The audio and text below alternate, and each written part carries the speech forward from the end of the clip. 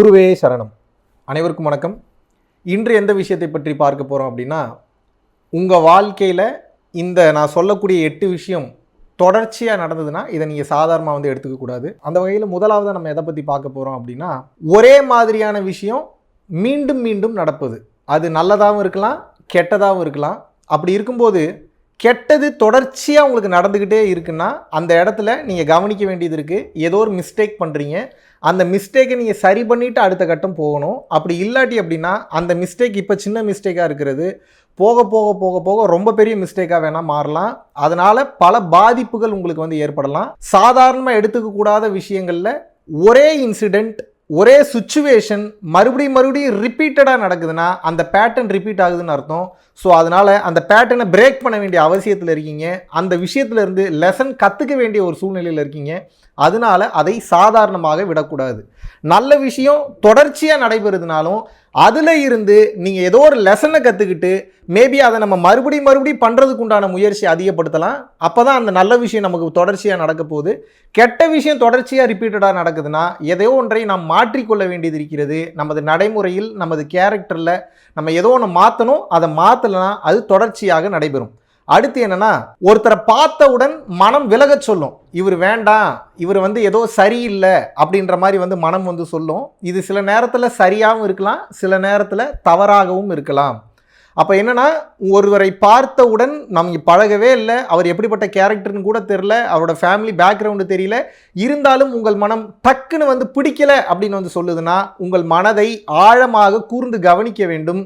ஏன் இந்த மனம் இப்படி சொல்லுது அப்படின்றத கொஞ்சம் அலசி ஆராய்ச்சி பண்ணுங்க. மேபி அந்த பர்சன் ஜஸ்ட் லைக் தட் கடந்து போகிறவராக இருந்தால் அவரை பற்றி நீங்கள் ஆராய்ச்சி பண்ணணுன்ற அவசியமே இல்லை. ஆனால் அந்த பர்சன் உங்கள் வாழ்க்கையில் ட்ராவல் பண்ண போகிறாரு, ஒரு ஃப்ரெண்டாக இருக்க போகிறாரு, இல்லைன்னா ஏதோ ஒரு அஃபிஷியல் சார்ந்த ஒரு ஒர்க்கில் இருக்க போகிறாரு, பிஸ்னஸ் சம்மந்தமான ஏதோ ஒரு டச்சில் இருக்க போகிறாருன்னா உங்கள் மனம் விலக சொல்லுது அப்படின்னா சில நேரத்தில் மனம் ஒரே விஷயத்தை சொல்லிக்கொண்டே இருக்கும். இன்ட்யூஷன் ஒரு டைம் 2 டைம் மட்டும்தான் சொல்லும். அதை நாம் கூர்ந்து கவனிக்க வேண்டும். ஏனென்றால் அதற்கு பின்னாடி மாபெரும் விஷயம் நமக்கு தவிர்க்கப்படலாம். அப்போ மனம் விலக சொல்லுது அப்படின்னா உங்களது ஆன்மா ஏதோ ஒன்றை சென்ஸ் பண்ணியிருக்கு. அப்படி இல்லாட்டினா சில நேரத்தில் சில பேரோட லுக் நமக்கு பிடிக்காம கூட மனம் விலக சொல்லும். அது அவசியம் இல்லாத ஒன்று. பாடி ஷேமிங் ரீதியாக நம்ம ஒருத்தரை விலகி வைக்கணுன்ற அவசியம் கிடையாது. ஏன்னா அவங்க மனம் ரொம்ப பியூராக இருக்கலாம். ஆனால் சிலர் பார்ப்பதற்கு மிகவும் அழகாக இருக்கலாம், அற்புதமாக இருக்கலாம், பேசுறது நல்ல இனிக்க பேசலாம். ஆனால் அதை கடந்த நிலையிலும் உங்கள் மனம் ஏதோ தப்பாக இருக்குது, அவரை விட்டு விலகச் சொல்கின்றது என்றால் கூர்ந்து கவனிக்க வேண்டும். அதை நாம் சாதாரணமாக எடுத்துக்கொள்ளக்கூடாது. அடுத்து என்னன்னா, ஒரே மாதிரியான கனவுகள் மீண்டும் மீண்டும் ரிப்பீட் ஆகும். அப்படி எப்போ உங்கள் லைஃப்பில் ஒரே மாதிரியான கனவுகள் மீண்டும் மீண்டும் ரிப்பீட் ஆகுதோ அப்போ நீங்கள் கூர்ந்து கவனிக்கணும். அதை சாதாரணமாக எடுத்துக்கூடாது. காரணம் என்னென்னா, இன்றைக்கி ஒரு கனவு வரும், நாளைக்கு ஒரு கனவு வரும், நாளான்னைக்கு ஒரு கனவு வரும், சில காலத்தில் கனவே வராமல் இருக்கும். அது பிரச்சனையே கிடையாது. ஆனால் ஒரே மாதிரியான கனவுகள் மீண்டும் மீண்டும் வருதுன்னா அந்த கனவு உங்களுக்கு ஏதோ ஒரு மெசேஜ் சொல்ல வருகின்றது. அப்போது அந்த கனவை மேக்சிமம் நமக்கு நைட்டில் நடந்த கனவு காலையில் நினைவில் இருக்குமான்றதே டவுட்டு தான். ஒருவேளை அந்த ரிப்பீட்டடாக வரக்கூடிய கனவு நினைவில் இருக்குது அப்படின்னா அது வெறும் கனவல்ல, ஹையர் டைமென்ஷன்லேருந்து உங்களுக்கு வந்த மெசேஜ். அப்போ அந்த மெசேஜ் என்ன அப்படின்றத பார்த்து அதை டீகோட் பண்ண வேண்டிய கடமை என்பது உங்களுக்கு இருக்கிறது. அதனால் ஒரே கனவு மீண்டும் மீண்டும் வரும்போது அதை சாதாரணமாக எடுத்துக்கொள்ளாமல் அந்த மெசேஜ் என்னன்றதை ஆழமாக கவனித்து அதை திருத்தணும், இல்லை அதை ஏற்றுக்கணும், இல்லை அதை நோக்கி பயணம் பண்ணணும். இல்லாட்டினா அதில் ஏதோ ஒன்று அடைய வேண்டியது இருக்குன்னா அந்த மாதிரியான விஷயங்களை தொடர்ந்து செய்யும் போது அதிலிருந்து இறைவன் உங்களுக்கு கொடுத்த அந்த மெசேஜ் ஆட்டோமேட்டிக்காக உங்களுக்கு கிடைக்கும். அடுத்து என்னன்னா, இதுக்கு முன்னாடி உங்களுக்கு ஒரு சில விஷயங்கள் ரொம்ப பிடிச்சிருக்கும். திடீர்னு பார்த்தீங்கன்னா அது எதுவுமே அர்த்தம் இல்லாத மாதிரி தெரியும். என்னடா இது, இவ்வளோ நாள் நமக்கு பிடிச்ச விஷயம் பிடிச்சி பண்ணிகிட்டு இருந்தோம், டக்குன்னு பார்த்தா நமக்கே இந்த விஷயம் எதுவுமே பிடிக்காமல் போயிடுச்சு, நம்ம இவ்வளோ நாள் அது ஒரு அர்த்தம் இல்லாத ஒரு வேலையை நம்ம செஞ்சுருக்கிறோமே அப்படின்ற மாதிரியான எண்ணங்கள் தோன்ற ஆரம்பிக்கும். அப்படிப்பட்ட எண்ணங்கள் தோன்றும் போது அதை சாதாரணமாக எடுத்துக்கொள்ளக்கூடாது. காரணம் என்ன அப்படின்னா, உங்கள் லைஃபோட டிரான்ஸ்ஃபர்மேஷன் ஸ்டேஜில் நீங்கள் இருக்கீங்கன்னு அர்த்தம். அந்த இடத்துல ஏதோ ஒன்றை ஏற்றுக்கொண்டோ அல்லது ஏதோ ஒன்றை விலக்கி விட்டோ நீங்கள் அந்த இடத்திலிருந்து அடுத்த கட்ட ஜம்ப் ஆகி போகணுன்றதுக்கு உண்டான டிரான்ஸ்ஃபர்மேஷன் ஸ்டேஜ்.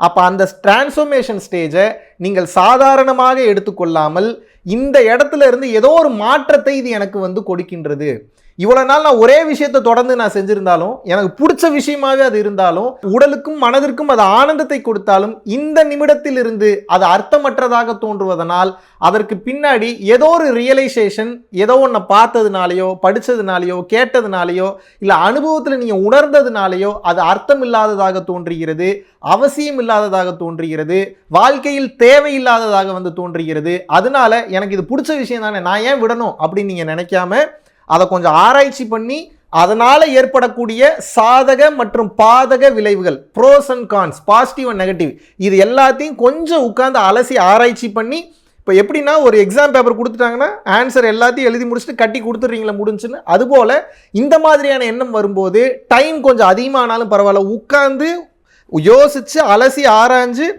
எல்லாத்தையும் ஒரு ஒரு ஒரு கால்குலேஷன் போட்டு இது இவ்வளோதான், இதை தாண்டி இது ஒன்றும் இல்லைன்ற மாதிரி அது ஒரு முடிவு கொண்டு வந்துட்டு அந்த ஃபைலை கிளியர் பண்ணிடணும். அப்போ அர்த்தமற்றதாக தோன்றும் போது வாழ்க்கையில் நாம் அடுத்த கட்டம் செல்வதற்கு உண்டான பாதையை அது கொடுக்கிறது. அப்போ அர்த்தமற்றதுன்றது முடிவாயிருச்சுன்னா, அவசியம் இல்லாததுன்றது முடிவாயிருச்சுன்னா அதை அங்கேயே விட்டுட்டு அடுத்த கட்டம் நீங்கள் பயணிக்க வேண்டும். ஏனென்றால் இந்த வாழ்க்கையின் பயணமே போக போக போக போக ஒரு இலக்கை நோக்கி நம்ம போயிட்டே இருப்போம். இலக்குனா மெட்டீரியலிஸ்டிக் இலக்கு நான் சொல்லலை, இறையை நோக்கிய இலக்கு. அந்த இலக்கை நோக்கி நம்ம பயணம் பண்ணி போய்கிட்டே இருப்போம். அப்போ போக போக போக போக ஒவ்வொன்றா விட்டுக்கிட்டே போகக்கூடிய பயணம் தான் இந்த பயணம். அப்போ நீங்கள் வந்து அர்த்தமற்றதாக தோன்றும் போது ஒரு டிரான்ஸ்ஃபர்மேஷன் ஸ்டேஜுக்கு வந்துட்டீங்க. அந்த இடத்திலிருந்து பக்குவப்பட்டு தைரியமாக நீங்கள் கடந்து செல்ல வேண்டும். அடுத்து என்னன்னா, சில நபர்கள் உங்களை விட்டு தானாகவே விலகி போயிடுவாங்க.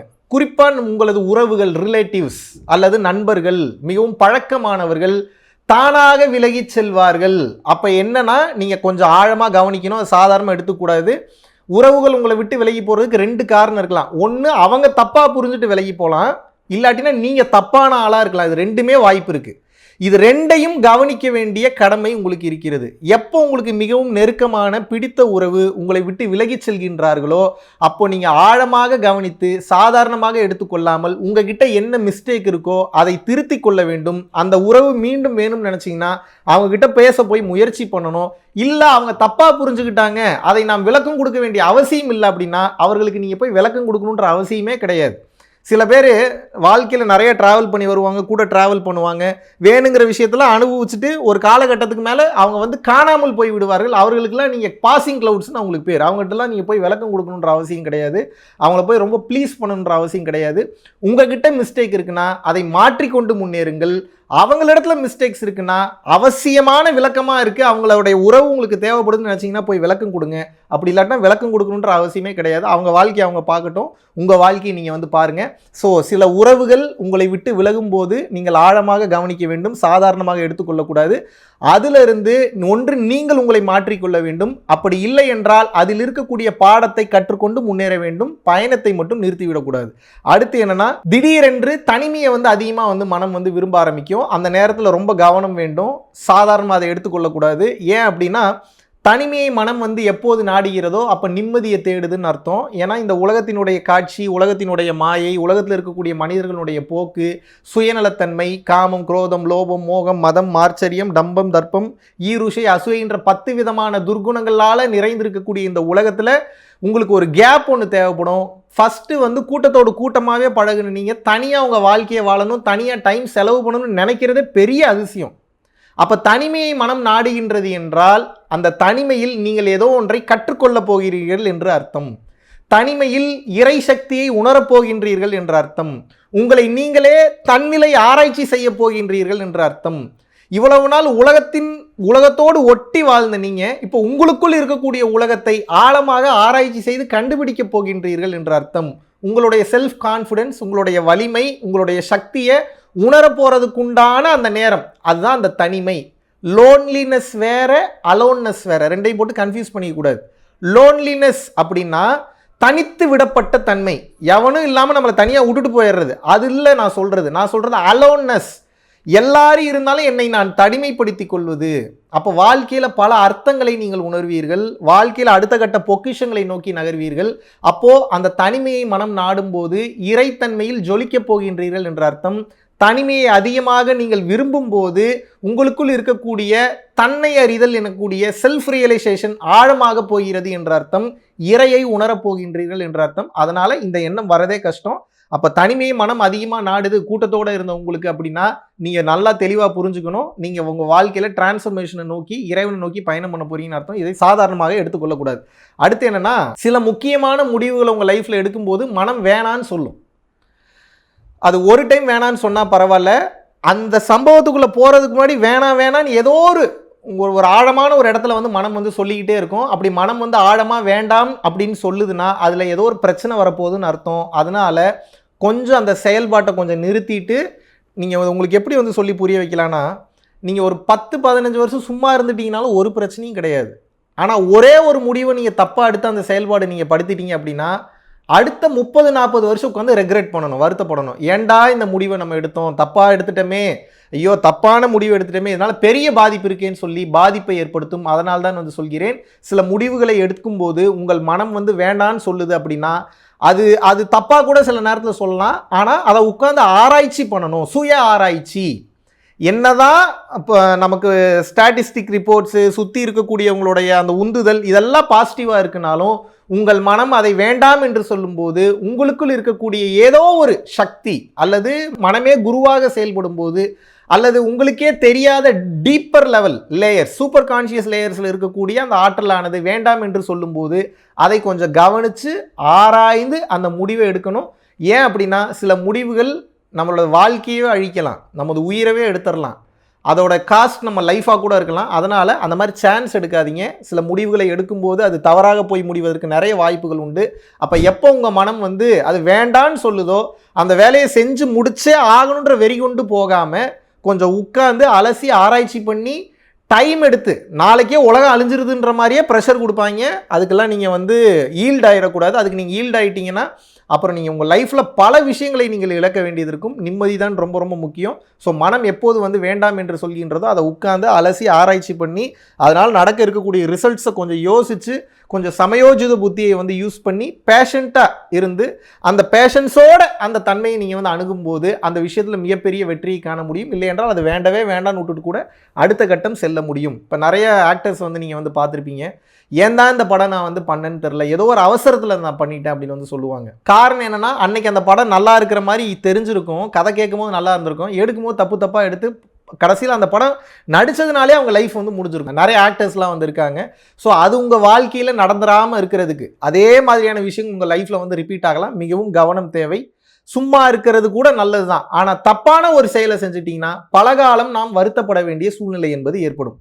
அடுத்து என்னன்னா, உங்களை நீங்களே மாற்றிக்கணுன்ற எண்ணம் வந்து அடிக்கடி வரும். காரணம் என்ன அப்படின்னா, அப்படிப்பட்ட எண்ணம் வரதே பெரிய விஷயம். நான் எப்பயுமே சரியாக தான் செய்கிறேன்றது கான்ஃபிடன்ஸ் இருக்கலாம், சில இடங்களில் ஓவர் கான்ஃபிடன்ஸ் இருக்கணும். அப்போ தான் நினச்சது வந்து சக்ஸஸ் பண்ண முடியும். ஆனால் 24 மணி நேரமும் நான் சரியாக தான் இருக்குன்ற தன்மையோடு பயணம் பண்ணுறது ஆபத்து.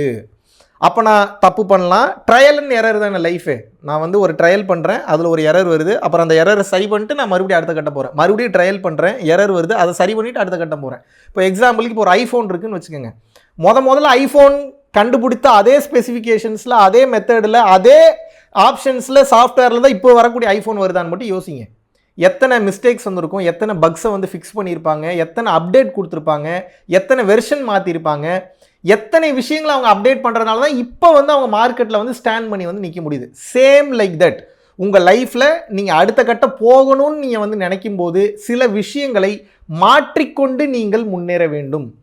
அந்த அப்டேட்டு நான் இன்னும் அடுத்த கட்டம் நான் வந்து எப்படி வந்து போகிறது, என்னை நான் வந்து இன்னும் வந்து எப்படி வந்து நான் மெருகேற்றிக்கிறது, என்னை இன்னும் நான் எப்படி வந்து பலப்படுத்தி கொள்வதுன்னு சொல்லி அந்த சுய ஆராய்ச்சியில் உங்களை நீங்கள் மாற்றிக்கொண்டே முன்னேறுவது.